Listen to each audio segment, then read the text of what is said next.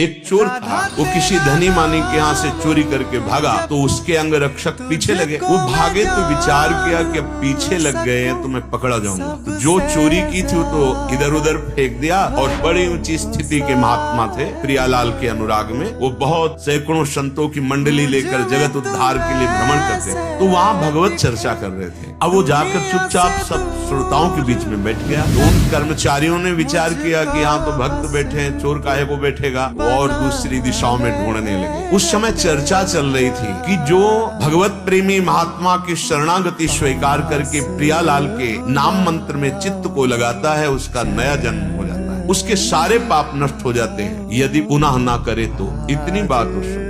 सत्संग हो रहा था, सब फिर जब चले गए सत्संग के बाद तो पास पहुंचा, महाराज क्या ये सत्य विषय है कि यदि दीक्षा ले ली जाए और ऐसी गलती दोबारा ना की जाए तो सारे पाप नष्ट हो जाते हैं? हाँ, नया जन्म हो जाता है, उसके सारे पाप नष्ट। महाराज मैं चोर हूँ, बहुत चोरी की है और चोरी करने में हिंसा भी की है, पर आपकी बात सुनकर मुझे विश्वास हो गया कि आप अगर मुझे दीक्षा दे दें तो मेरा नया जन्म हो जाएगा। मैं आपके सामने कहता हूँ कभी अब पाप नहीं करूंगा। तो उनका तुम तो सबसे पहले अधिकारी हो, तुम चिंता मत करो, तुम्हारे लिए कोई विधान नहीं कि तुम ये लाओ वो लाओ, नहा के आओ। अभी तत्काल कंठी बांधी और कहा आज से मंत्र जपो, तुम्हारा नया जन्म हो गया। सुबह तिलक लगाए निकला। अब वो खोजे ही में थे, सैनिक जन तुरंत पकड़ लिया, ये वही है जो चोरी किया था। धनी ने भी देखा, हाँ यही है, चोर है। वो बोले मैं चोर नहीं हूँ, मैंने इस जन्म में कोई चोरी नहीं की। अरे बोले बात बनाता, राजा के पास ले गए। उस समय सत्य को प्रमाणित करने के लिए एक प्रक्रिया होती थी। हाथ में नवीन कोमल पीपल का पत्ता, उसके ऊपर कच्चा सूत और उसके ऊपर जला हुआ लोहे का लाल ऐसे फार वो रखा जाता है। अगर वो धागा झुलस गया